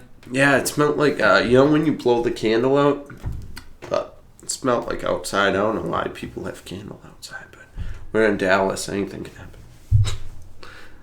Dolph Ziggler versus Rusev. So this is the match where jump in the shower, maybe get your snacks ready for the next day, get your backpack ready for work or school and homework. See, the thing is though, these two were my favorite, up there with Kevin Owens and Cesaro. A couple of months ago in Rollins, those were my top 5. But this feud, man, you know what? No, I think this feud's good. I think this match will be good because now with Lana out, and I don't know if you saw Summer open like a ring. I guess Dolph actually gave her a ring. Yeah. Because when she opened it, it showed it on camera. It's like, why would Dolph do that? It's kind of confusing at this point. It's kind of repetitive and crazy and just nothing's working with the storyline. But I guess that's what kind of makes it good for me. Because it's just like, all right, that can't work because he's injured. Now that can't work because she's injured. So it's not your usual storyline. Like, it's kind of weird. Why would Dolph be giving her a ring? I don't know. I'm not going to comment on how good or not this feud is. Believe it or not, I don't think there are shower matches tonight. This is a show. So this is the thing. There's 8 matches, 7 on the main card. Unless it's Neville and Lucha, I'll shower during that. Well, that's the pre-show. Dolph Ziggler versus Rusev is like probably the one match here that isn't for a championship, other than the Shield versus Wyatt family. But they're really building up Shield versus Wyatt. Still, it's a 6 out of 10 at its worst. Dolph and Rusev, I mean, yeah, I agree with you. They're probably like 2 of my top 5 favorite on the roster. But like, they were given the short stick tonight. They're probably gonna get the least amount of time. I think Dolph can probably win it. It'll probably be like, I can see like Summer trying to like distract the ref or something or get inside of like Dolph's head and then he like somehow reverses it on her and Rusev. He gets the win and maybe they try to like dust this feud under the rug. That's what it sounds like. I go with Ziggler as well because Ziggler, I don't remember him having any wrestling matches. Yeah, I don't think in like it's kind of like his big return. And they had like a no contest at SummerSlam. Yeah. So I think that, and they don't care about Rusev losing anymore, like we've always joke around about, in 2 months or 3 months he'll be like dancing with Hornswoggle and stuff and El Torito. And they'll bring back your boy Tyrus from TNA, Brodus Clay, or maybe Tensai too. What were they called? The Sweet Tea, no. Sweet Tea and Brodus Clay. Yeah, but what was their stable called? Something the of Funkasort, not the Funkadactyls. Those were the females. Yeah. What were they called? The Lords of Funk. Yeah, something stupid. Like Team Funk. Tensai. Brodus. I would call it Sweet Tea. Let's ask the iPad. Why did Albert have so many names? Sweet Tea, Tensai. They definitely had like a stable name. If anybody... Oh, Tons of Funk. Oh. Good thing it's not Terry Funk, who's still wrestling. And I gotta give a shout out to Ben, because Ben, he has all the greatest stats about WWE. It's true. So Terry Funk is like over 70 years old. Mm-hmm. He's a long-time legend. He's one of the greatest. But he's over 70 years old. He's still wrestling hardcore matches. He made his debut the same year that Undertaker was born. So Terry Funk started wrestling basically the same year that Undertaker, came about. So that's Mark like Calloway. 100 years ago. 100 years ago. Yeah. Back when dinosaurs were on the planet. Yeah. So back in the Stone Age. Yeah, I think Terry Funk should be done. I mean, respect to him. We were watching him. I don't were we want to say watching him? anything prematurely because whenever we say someone should be done, Yeah. He'll probably come back in WWE soon, have a run. Mm-hmm. Maybe him and Cactus Jack will go at it. That'd be cool. One more match. Who do you think suffered more pain? Cactus Jack, Mick Foley. Mick Foley as Mick Foley is any character. Or Terry. Or Terry Funk. Probably Terry. Because I remember Terry Funk in the Beyond the Mat documentary that came out in 99. Like, he was getting ready to retire then. And, like, that was 99. He was saying, I can't get out of bed. Yeah. You remember that one? Yeah. Where he was like, ugh. He said, I have problems getting up every morning. I mean, I think they're both in pretty bad shape. I just think because Terry Funk's been doing it longer, We'll see how Mick Foley is in like 20 years. But the good thing about Mick is I don't think he wrestles anymore. He just does the comedy. He writes books. He chose the right path. He's very entertaining no matter what he's doing. So I still want to see if he's going to do comedy at the Kowloon with Dolph Ziggler. Maybe they'll do it when Raw comes around, Boston. TLC. Or Raw. Yeah, Raw in like, October? Yeah, we should try to go to the Kowloon, get some Chinese food, listen to comedy. What is that, Monday? I might be around. That's my vacation week. October 24th. I'll probably be around that week then. Yeah. So, I got classes. Unless I fly in on Sunday or something. I don't know. We'll figure it out. Mm-hmm. I love doing that. Mm-hmm. Mm-hmm. So, the last match is Dudley Boys versus New Day. The Dudley, like the Dudley? The Dudley. I've heard people pronounce it different ways. I always say Dudley Boys. It's the Doodley Boys, actually. Is it? They're from Doodleyville.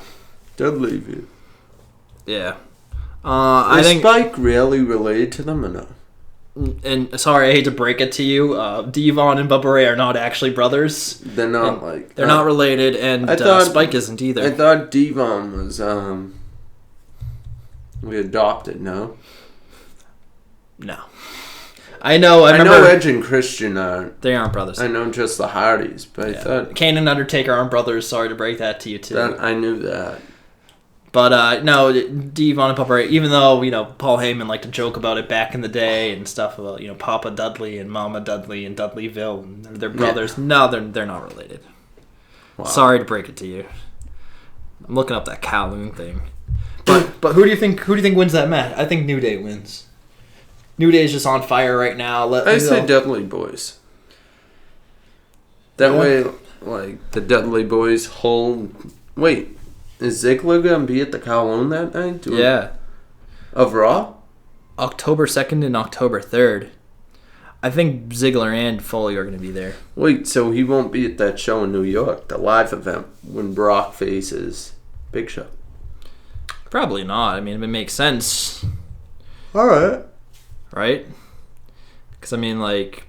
Yeah, because my birthday is on the 1st. So if my birthday is on the 1st, I can fly in to see this.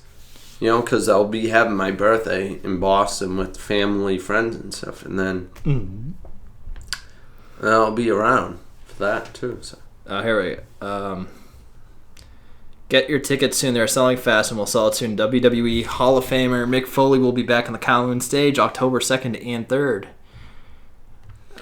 I can talk to the owner. My dad knows the owner. So. There's a cage there. I wonder if he's going to be doing comedy like in a cage or hell in a cell. It's like falling through a table. Maybe Jim Ross will commentate the stand-up comedy. That'd be amazing. Yeah. Is Ziggler going to be there?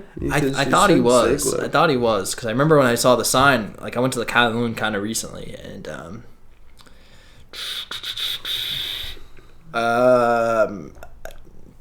I don't know.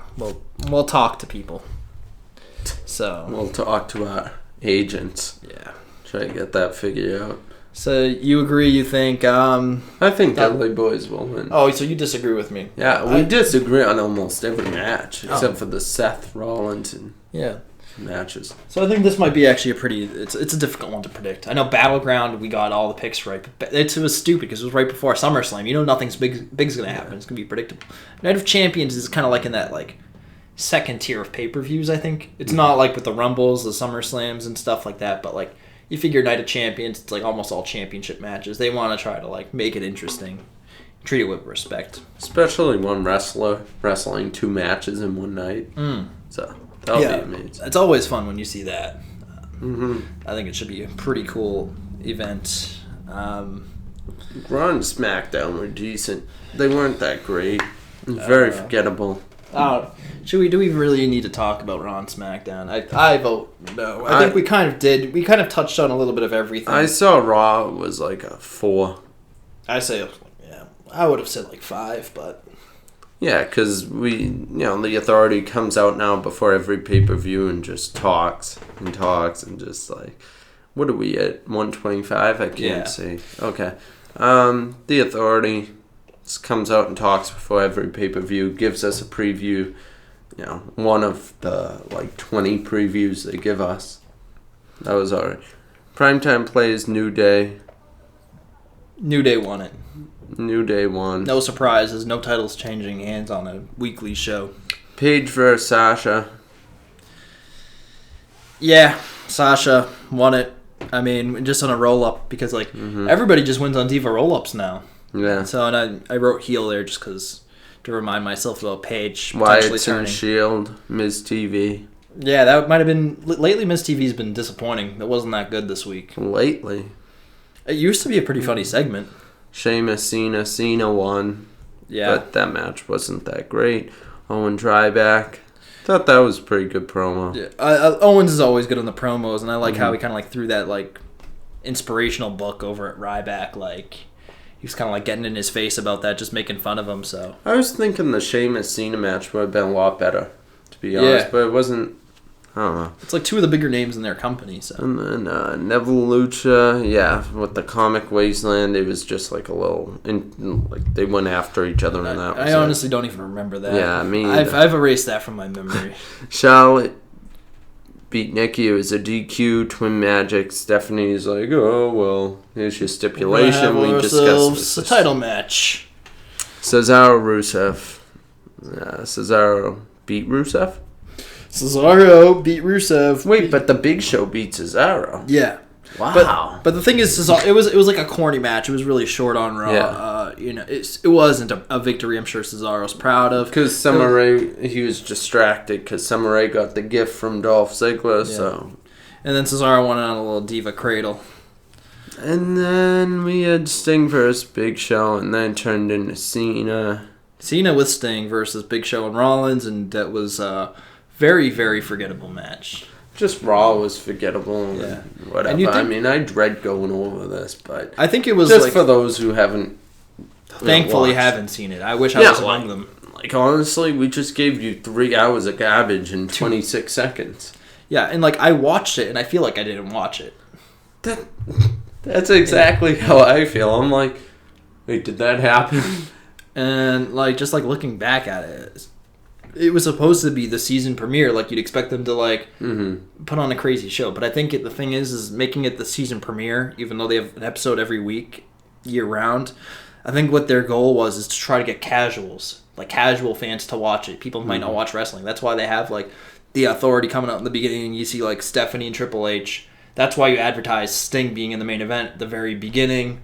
You have your Miz TV segment. They try to bring out pretty much everybody. They had 2 title matches. Like, if you look at it on paper, it seems like it could have been good, but then, like, watching it, and it's just, like, it wasn't very eventful. Hopefully that's not the Night of Champions preview. No, I mean, the thing is, the pay-per-views are good. The pay-per-views, they're generally pretty good. They have been. This year, it's been pretty good. Yeah. I've generally liked them all. We got Seth Sheamus. Also, SmackDown was, I would say, probably 3 out of 10, 2 out of 10. It's weird. I always love SmackDown. You know me. I give it, like, 8s every week. I don't know why. When the main event is, like, I don't know why. Dumb. I have to watch it in 2s. Like, I watch it the night of on DVR, and I fall asleep, like, 20 minutes into it. So I gotta watch it Friday morning. And then I'm like, you know what? I could be doing homework or working on our podcast. Why am I watching this? And I'll go back to it Friday night when I get home, fall asleep an hour and 30 minutes into it. I'm like, you know what? I gotta watch it for the show, so I'll just turn it on and force myself to stay awake. I'll just keep eating. That's what keeps me awake.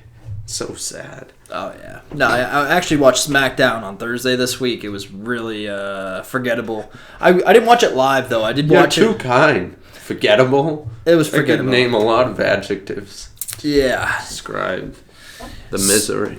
I did watch it on a little bit of a delay, so at least I got to like fast forward through the commercials. I wish I had fast forwarded through the whole thing. So it started off with Seth Rollins and Sheamus doing a promo. Seth was just talking about how he's the best as usual. And It's gonna beat Cena, gonna beat yeah, Sting. you got it. You got it. And Sheamus, I'm gonna cash in. Oh yeah, that's it. That's what happened. And then they ended up teaming up. You know, they were putting a tag team match at the beginning of the show. So it's like, okay, at least I kind of like that. I like it when like the heels are pitted against each other like that. And it's like, okay, they're forced to team up. You know, in order to beat a mutual opponent, even though they might not like each other. But that was cool.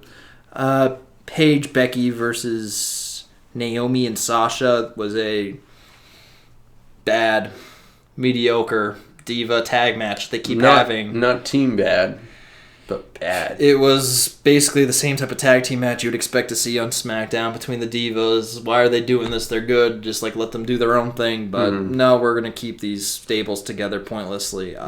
As your dad was saying, he said that the divas could have their own show. Yeah. At this point, with all the diva talent they have, you can make it a 1 hour show. Yeah. Scrap main event, scrap superstars. Do Raw its own brand, SmackDown its own brand, and then have a 1 hour diva show and NXT. Yeah. There you go, 4 nights of shows. Exactly. I agree. That's what I would do, because honestly, the divas are exciting to watch, but not like this. It's not supposed to be like this. They're not supposed to be like in a tag team match. They're supposed to be like boosting, wrestling ability. We've seen them do it in NXT. They should be doing it here, but in all fairness, the male superstars are thrown in dumb, pointless tag team matches every week. So it's like they're not really discriminating. It's like everybody, doesn't matter who you are. Like even John Cena gets put in tag team matches. Stupid, dumb tag team matches. Yeah. I want to see Sheamus tonight. Yeah. After that, New Day had a promo. That's when you know you're tired. Yeah, New Day came out and they had their signs, which I love. You save a table. And New Day is good. I must admit, like, New Day had something good going on Raw. Yeah. I believe. I don't even know because I don't remember Raw. But they, I believe they opened the show in, I'm so used to calling him, it's Xavier Woods, right? Xavier Woods, yeah. So used to Xavier. Consequences Creed or something. He came out and he has trombone. I just thought it was great, the whole song and dance they do. Yeah. I really like those guys. Yeah, they were pretty good. They came out with their signs to the ring and stuff. They had a petition to, about saving the tables. Then Devon and Bubba Ray came out, interrupted them. Devon smashed the petition. They had a match. It was Devon versus Kofi, and Kofi won on a surprise Diva roll-up for the win. Man. Kofi Kingston. So, yeah, then Cesaro versus Big Show, as we alluded to earlier. They had their classic. Cesaro was actually, very good. Big Show was pretty good in it. Cesaro was carrying him. It was a pretty good match for the Big Show, but that quickly changed when we found out that the young upcomer was going to go over and get his big victory. For what reason? I'm not really sure. Big Show doesn't have anything going on that we know of yet, but maybe he'll challenge Rollins for the title. Do you think he's too young to go after that title? Or? Yeah, it's like we were saying with Reigns. Maybe it's a little bit too premature. I mean, yeah, his push just started. Yeah. And to put Big Show in the main event scene, it's like he's never been there before, So you gotta give the kid a chance. Like, let him build up to that point. Don't spit your water out, please. Yeah, I'm good. But I think he has such athletic ability. Like, Big Show, even when he's done in WWE, he's gonna go down to NXT and like train people. This is how you make your fist and hit someone. Like, oh yeah. It's just so good. Yeah, everybody should just do the knockout punch. It seems to work. He's like Jeff Hardy, Triple H, Hulk Hogan, Rey Mysterio, and Rey Mysterio and like Kane put in one. Yeah, it's just so incredible. Yeah, he's. I would love to see a Big Show do a 69. I mean, Okay, we gotta cut our show here. The 619. Oh, the 619. What's this yeah. other move you talk of? Have they done it? Is it something you did on the independent scene? Well, Gail Kim did the 619 Oh, okay. this past week on Impact. It was a fatal 4-way for the Knockout championship. Knockouts title. It was Lady. Yeah, let's keep seriously talking now. It was Lady Tapa. Lady Taco, you mean? Lady Taco. As you like to say, Lady Taco. A Lady Taco versus Awesome Kong. And Gail Kim and Brooke Tessmacher, which, So, Gail Kim beat Tessmacher for the title. It was a good match, and then we had our takeover. It was Jarrett, Sanjay Dutt. Basically, Team GFW versus Team TNA. Yeah. Team TNA had McIntyre, Lashley, the Wolves, and Bram. Bram is a heel, but he decided to go with the face. He's a heel in real life, and it's like, did this happen before that scandal or after? That's what I'm curious about. I don't know. I don't know what happened. I mean, I guess we really can't say, but I like him as a superstar, and I'm just happy that he was in that situation. I kind of want to see him as a face. Anyway, Team TNA won, so we're keeping our company, even though I knew we weren't going to lose it, but we'll be on Wednesday night, 9 to 11. It was, and the crazy thing is, you see it with me, and it's like, okay, Team TNA beat Team GFW. GFW's out. TNA, it was like a 10-man tag match in a cage with weapons attached to the ceiling, and they were just taking trash can over the head. 1, 2, 3. 1, 2, 3. It just straight on. No hands, nothing. Just, and it was incredible. Yeah. And that was just on a weekly show, so it really makes you wonder, okay, GFW's out. So now what's going to happen with Team TNA? And that's the cool thing. You know how they didn't focus so much on EC3 and his title this week, his match? They had him in like a lot of segments, though, which I like. He had like a talking segment, and then they had like a lot of those backstage segments. Now next week, with Jeff Hardy. Next week, they'll take the focus off what just happened this week, and they'll probably just do that EC3 spot, the title match. They're wrestling next week. Yeah, it's like you said. It's good when a company does like focuses on a title match one week, focuses on like a big storyline the next. The Knockouts the next week. The Knockouts had their own special episode too. A few months ago. So it's awesome when a company can do that. That's why I'm so proud to be part of TNA for like 7 years. It just, part of them. I'm like, I watch them constantly. It's like I'm a part of it. Yeah, it's my company. Yeah, true. I always say my company because they're my brand. I'll always stick with. Finishing on SmackDown. We're not done with SmackDown. There was a Bellabration, which was Bellabration. Yeah, the celebration for Nikki Bella winning the championship, and it went awry, of course, because those things never happen. She wanted She wanted like Justin Bieber and Beyonce and stuff to be at the celebration, but oh my God, out of all people, they didn't show up, of course, and so Nikki took her anger out on Brie and Alicia Fox and stuff. She was angry at them. She was throwing things around and backstage. At one point, Adam Rose came around too, and he was like trolling her. Everybody was making fun of Nikki. No one showed up. So at one point, like I think Nikki wanted to throw the cake at Adam Rose because she was angry at him because he was making fun of her. So the camera goes on Nikki. She grabs the cake. She throws it, and you don't see who she throws it at. The camera turns, and it was Brie and Alicia Fox. That would have been great. Imagine if it was like Braun Strowman taking. Oh, is this what happens on Raw? Be angry. SmackDown. Yeah. I'm never coming to this company again. Yeah. So, but that was kind of a stupid segment, throwaway. And then we had our little tag team match with Dean and Roman the Shield versus Sheamus and Rollins, and Dean and Roman won it. And yeah, it was a tag team match, and we have Night of Champions tonight. How did Sheamus and Rollins lose? They had to have gotten into some guy. Yeah, there was actually a funny moment when I I forgot what happened. Like, one of them was getting ready to, like, run away and just ditch the match, and then the other one just happened to tag the other guy in, so, like, then he got thrown back in. For tonight Night Champions, since Dean and Roman won, and they win a lot of these SmackDown Raw tag team matches, I think they're going to get the Big Show treatment when a lot of them Raw and SmackDown lose at the pay-per-view. And their partner, since they're going to lose, it's probably not going to be anyone surprising like Kane or Uso. Any returns. Yeah. It's probably just going to be Orton. Just your typical, Orton. And they'll probably lose it. Since they've been winning. Because if they get Jericho, I don't know. I feel like they should win it. No, not necessarily. Well, yeah. Jericho doesn't, on TV, he hasn't really been winning any feuds at all, so. Or it could be like RVD or something. Imagine if it was RVD. I was thinking of that, but. RVD, they don't care about him losing feuds either, so. Because, I remember, last summer, he was losing all of his matches. You brought up a good point about RVD just never going stale.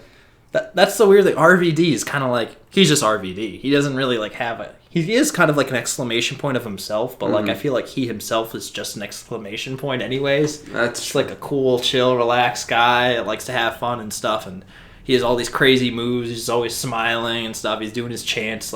He has a chant. He's always smiling. He has crazy moves. He really doesn't even need to talk on the mic, but he doesn't really have, a set-in-stone, character, like Rollins or something, or Cena. He's just been, a face. He's just a face. Forever, since he's been with the company. Yeah. And even during the invasion, when ECW and WCW were all heels and everybody got booed except for RVD, he was getting cheered over the WWE guys that were facing him. Mm-hmm. And Cena's been a face his whole career, but he gets booed. Well, not his whole career, but since 04, 05. Well, yeah, basically. So. But then he kind of was 06, I think, when the fans slowly started turning against him, and then I think by probably 09, 010 or something. Well, it was just 50-50. So bad because you had Cena doing the same stuff every week on Raw, and you had the Great Khali reigning on SmackDown. It's please, somebody and it started when Batista and Cena won the world titles.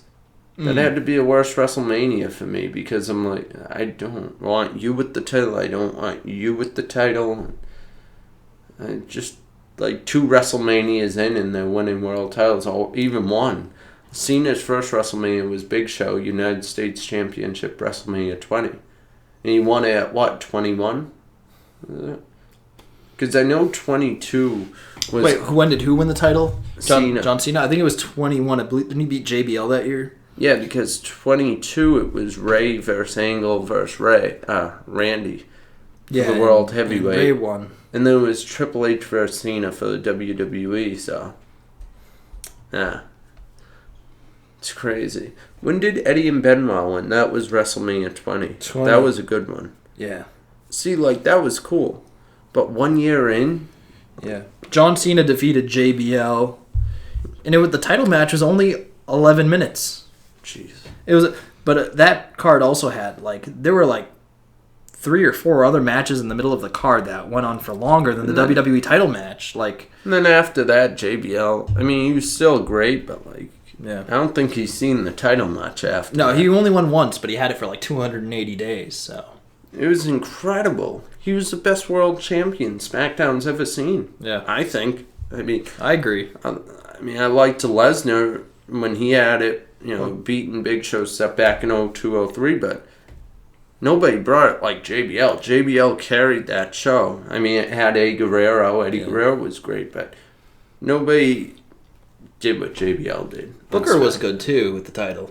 What, King Booker? Yeah. I didn't like that at all. I liked it. I was just I thought he was a good heel. I thought he was almost like a JBL level heel. He was feuding with Batista, and the thing is, backstage, they had a real-life altercation. I think Batista punched Booker T or something.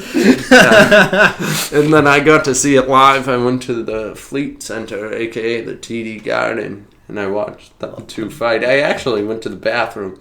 So I remember I was standing there at the urinal and Batista's fireworks went off because he came out and, you know what, I'll act it up. He went, and I went all over. But you went for a little walk, you're I don't want to see this. I'm just look I was in the concession stands. I was in the middle of getting ready to urinate while Batista's fireworks went off. So it literally scared the Yeah, you probably just jumped like. Scared the piss out of me. Yeah, that literally. Yeah, it's a literal saying. Man, WrestleMania 20, was it 21? 21. Looked really good. Like, Did it? listen to this. They had Kurt Angle versus Shawn Michaels in the middle of the card. That was pretty good. They went on for 27 minutes. That was the longest match all night. But yeah, it had Batista, Triple H, Cena, JBL. Is that Undertaker, Mark Henry? No, I take back what I say. No, Undertaker versus Orton. But I take back what I say about this being a good event. Akabono took on the Big Show. So I think that's probably the sign that we should end our show. I think so. Hey, the PS4 stayed on tonight. The PS4 knows that we had a special episode today.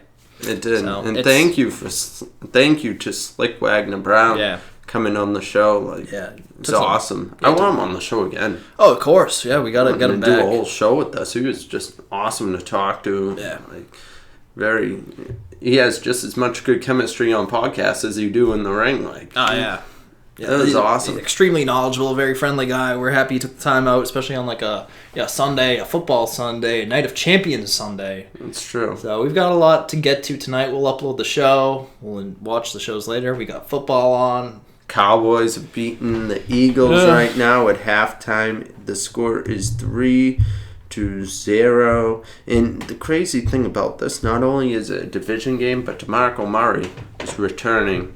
You know what I mean? He's facing Dallas. It's not at AT&T Stadium, but still. There's 1 minute and 27 seconds left. It's 3-0, so I gotta get watching that. Okay. Alright, guys. As we say, round 14. 1-4. 1-4. Round 14 is done. We're on to round 15 next week. I remember when I was 14 years old. It's a nice time. Yeah. Anyway. Okay. Let's cut the show. Cutting it. Till next week. Hopefully we're not cutting the cheese. Oh my God. Watch out for the coach. Mm-hmm.